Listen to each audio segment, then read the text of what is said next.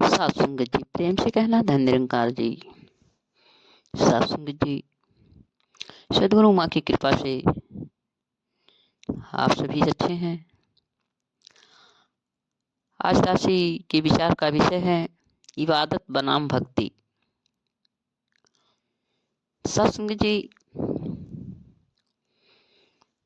हरदेववाणी में सदगुरु बाबा जी कह रहे हैं, जिसकी भक्ति जिसकी पूजा उसका ज्ञान जरूरी है। कहे हरदेव पहले प्रभु की पहचान जरूरी है। हमें जिसकी भक्ति करनी है, जिसकी पूजा करनी है, जिसकी आराधना करनी है, पहले उसको पहचानना होगा, उसको जानना होगा। जब हम पहचान जाएंगे, जान जाएंगे, मान लेंगे, तभी हम भक्ति शुरू कर सकते हैं।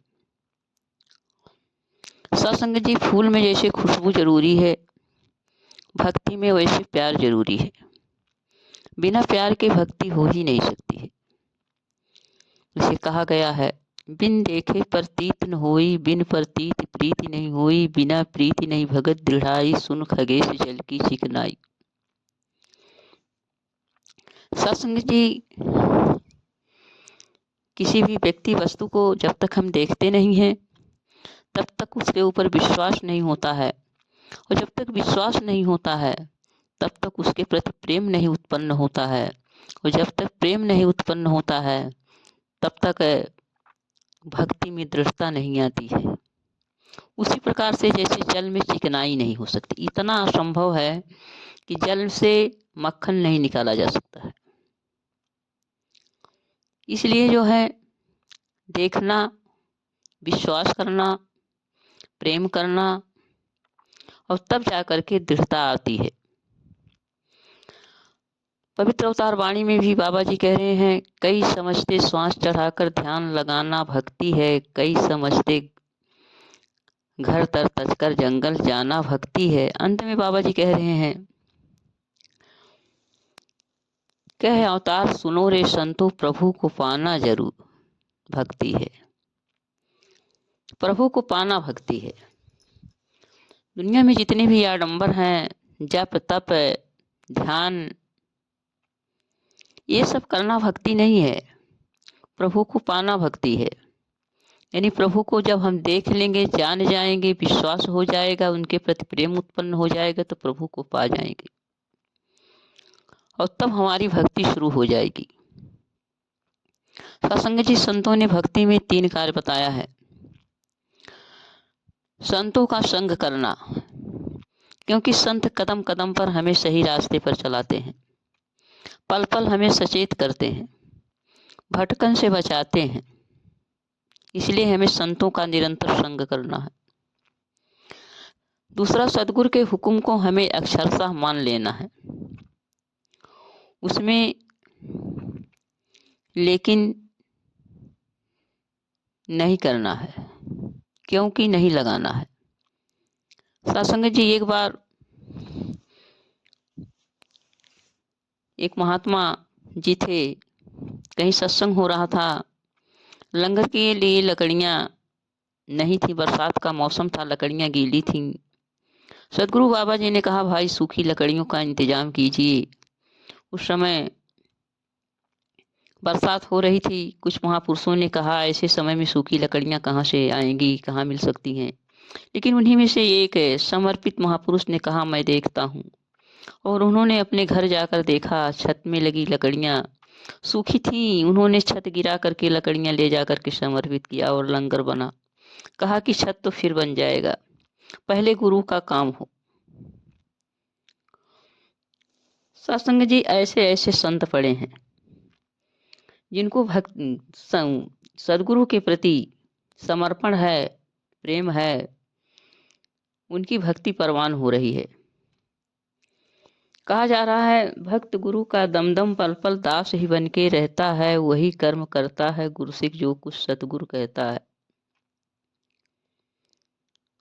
हमेशा दासता की भावना होती है। सदगुरु का आदेश आया नहीं कि उस पर चल पड़े, और वही कार्य करते हैं जो सतगुरु कहते हैं, उसके इतर कोई भी कार्य नहीं करते हैं। तीसरी बात है, किसी संत का दिल नहीं दुखाना है। सत्संग जी, अगर हम भक्ति कर रहे हैं तो अगर हमारे द्वारा जाने अनजाने में किसी संत का दिल दुख गया तो सदगुरु समझिए हमारे ऊपर क्रोधित हो गया, निरंकार क्रोधित हो गया। क्योंकि जब हम आपस में प्रेम करते हैं तो सतगुरु और निरंकार दोनों प्रसन्न होते हैं। संत के लिए उन्होंने क्या कहा? संत वही जो हर कर्मों से करके दया बचाता है, संत वही जो पल भर में अंग संग राम दिखाता है। संत की परिभाषा क्या है? जो सभी पर दया करता है और दयालु होने के कारण हर संभव दूसरे की भलाई में लगा रहता है, दूसरे की भला करता है। सत्संग जी, भक्ति आनंद का स्वरूप है। भक्ति निरंकार के खजाने की चाबी है। संतों ने कहा है, इबादत का नाम भक्ति है, मुहब्बत का नाम भक्ति है। भक्ति दूसरे के करने से नहीं मिलती, भक्ति खुद करनी पड़ती है। सत्संग जी, एक बार महात्मा जी के विचारों में आ रहा था, शिमला के महात्मा माता राम जी ने बताया कि एक बार मेरा दरवाज़ा खटका, मैंने कहा कौन है? कोई आवाज़ नहीं आई। मैंने सोचा कि आते जाते कोई थपका दिया होगा। ऐसे 3 बार हुआ। उन्होंने कहा, मैं तैश में आ गई और दरवाज़ा खोला तो सामने भापा रामचंद्र जी खड़े थे। मैं सकपका गई और चरणों में गिर गई और कहने लगी, महात्मा जी आप थे तो बोले क्यों नहीं? बख्श लीजिएगा। भापा जी ने मुस्कुरा कर कहा कि मैं पहचानना चाहता था कि इस भक्त का घर है, संत का घर है। सत्संग जी, भक्ति 1-2 घंटे के लिए नहीं, कुछ समय के लिए नहीं, भक्ति पल पल होनी चाहिए। पल पल हमें उसी में रमे रहना चाहिए। ये नहीं कि हमें कभी क्रोध आ जाए, कभी कड़ी आवाज आ जाए। सत्संग जी, जो सतगुरु के वचनों पर चलकर पूरा जीवन मानवता में लगा देते हैं, उनको संसार युगों युगों तक याद करता है।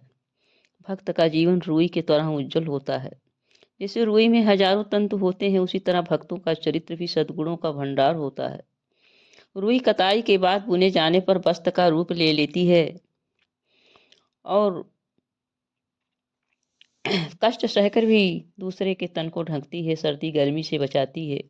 उसी प्रकार भगत कष्ट सहकर भी दूसरे के दोषों पर पर्दा डालते हैं, दूसरों के कष्टों को दूर करते हैं। भक्त का जीवन कैसा होना चाहिए? पवित्र अवतार वाणी में बाबा जी फरमा रहे हैं, गुरु की मूरत मन के अंदर, दिल में परोपकार रहे, 8 पहर हर हाल के अंदर जुड़ी गुरु से तार रहे। सत्संग जी, भक्तों का जीवन ऐसा होना चाहिए कि हाट पहाड़ हर पल हर क्षण इस दातार से हमारे मन की तार जुड़ी रहे, हमारा लिव इनसे जुड़ा रहे। अगर लिव हमारी जुड़ी रहेगी तो हम पल पल भक्ति कर रहे हैं, और जैसे हम इनसे अलग होते हैं सत्संग जी, वैसे ही हम जो है भक्ति के मार्ग से हट जाते हैं। तो आइए सत्संग जी, आज हमको भक्ति करनी है। मानव तन मिला है, इस तन में आकर के ही भक्ति हो सकती है, तो हमें वो अवसर प्राप्त हुआ है। आइए हम पूर्ण भक्ति करें, पूर्ण भक्ति करेंगे तभी सत्संग जी हमारी इबादत पूरी हो पाएगी। प्यार से कहना, धन निरंकार जी।